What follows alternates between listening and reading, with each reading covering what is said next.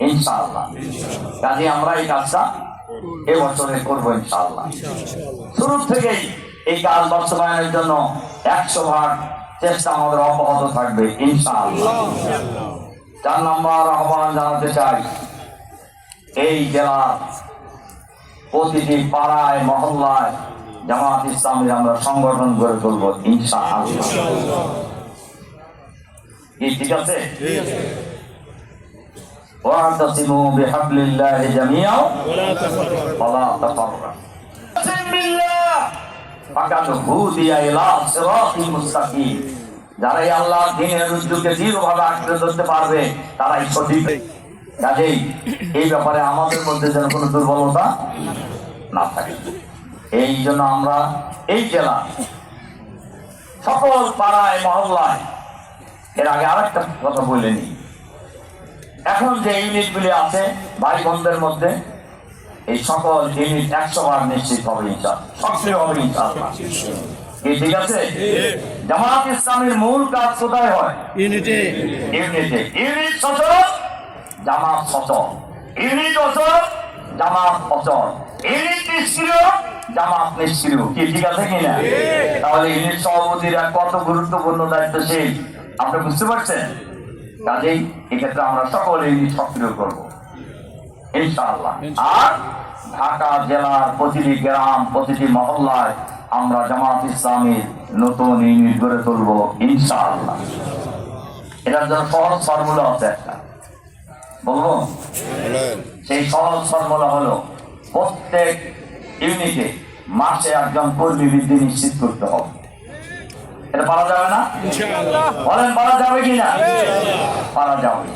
যদি প্রতি মাসে একজন হয়, 6 মাসে কয়জন হবে? তাহলে ওখানে এখন যেখানে একটা ইউনিট 6 মাস পর কয়টা হবে? আবার যদি একজন করে বাড়ায় তাহলে ডিসেম্বরে যা কয়জন হবে? 4টা। 12টা।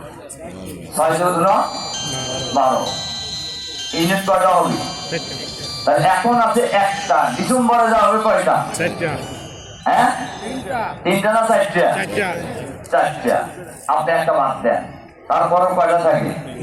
2টা থাকে। যদি আরো টেনে টুনে আরেকটা বাদ দেন তাও কয়টা থাকে? তার ডাবল জামাত হয় কিনা? বলেন হয় কিনা?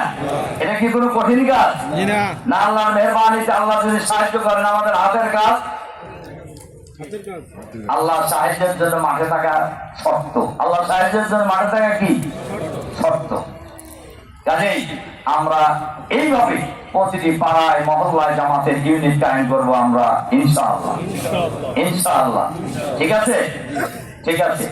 সম্মানিত ইউনিট সভানেত্রী, সভাপতি ভাই এবং বোনেরা, এরপরে আমি আপনাদের কাছে যে অনুরোধটা রাখতে চাই, ষড়যন্ত্র ইসলামী আন্দোলনের আগেও ছিল, এখনো আছে, ভবিষ্যতেও থাকে। কিন্তু ইতিহাস বলে যুগে যুগে ষড়যন্ত্রকারীরা পরাজিত হয়েছে।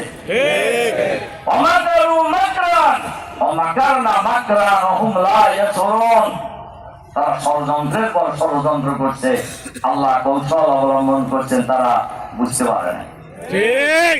আল্লাহ তার নবীকে বলছেন, হে নবী, ধৈর্য ধরো, অপেক্ষা করো, দেখো ষড়যন্ত্রকারীদের পরিণতিটা কি হয়েছে।